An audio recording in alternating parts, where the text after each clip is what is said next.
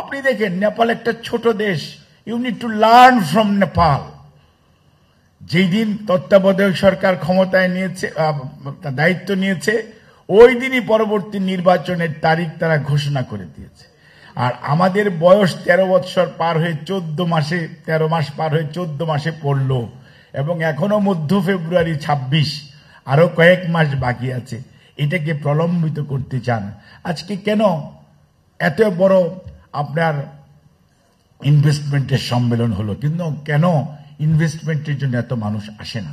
আর investment যদি না হয়, আর যদি আপনার জব অপরচুনিটি ক্রিয়েট না হয়, এই যে ইয়ং জেনারেশন, এই যে জেনারেশন জেড, তারা কোথায় কাজ করবে?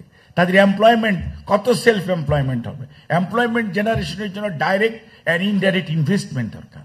আর এটি ইনভেস্টমেন্ট যে কোনো ইনভেস্টার, দেশীয় হোক বিদেশি হোক, করতে হলে দরকার একটি স্টেবল গভর্নমেন্ট, পলিটিক্যাল গভর্নমেন্ট, জনগণের সমর্থিত নির্বাচিত সরকার।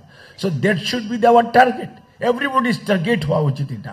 সেটি যদি আপনি না করেন, আপনি যদি এটিকে প্রলম্বিত করেন, তাহলে যে স্বৈরাচার পাশের দেশে বসে আছে এবং আপনার পাশে বসে আছে, অর্থাৎ মনে রাখতে হবে কতিপয় লোক দেশের বাইরে পালিয়ে গেছে, কিন্তু মেজরিটি লোক কিন্তু এই আপনার সমাজে, আপনার আশেপাশে সর্বত্রই আছে, যার জন্যই ঝটিকা মিছিল, অমুক মিছিল, তমুক মিছিল দেখেন না আপনারা। এবং এখন আবার নতুন স্টাইল শুরু হয়েছে, ঝটিকা মিছিল নাম দেয়, কিন্তু তারা করতেছে কি, আপনার ব্যানারটা চেঞ্জ করে এআই এর মাধ্যমে দেখা যাচ্ছে অন্য রাজনৈতিক দলের 2 বছর আগের মিছিলকে চালায় দিতেছে, অর্থাৎ মানুষকে কনফিউজ করা। আপনি গতকালকে দেখেছেন একটা পত্রিকা কিন্তু ফ্যাক্ট ফাইন্ডিং করে কিন্তু তারা বের করে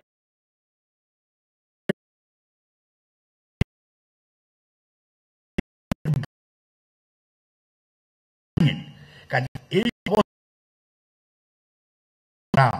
মিলিতভাবে এই স্বৈরাচারকে সরানোর জন্য বিগত 15 বৎসর আন্দোলন সংগ্রাম করেছেন। কত মানুষ হারিয়ে গেছে। ইভেন আমি জানি এই ফাড়িয়ার অনেক সদস্য আপনাদের শহীদ হয়েছে এবং আহত হয়েছে, বিভিন্নভাবে ক্ষতিগ্রস্ত হয়েছেন, নিগৃহীত হয়েছেন। আপনাদের অনেক সদস্য আমার ব্যক্তিগতভাবে আমার জানা আছে।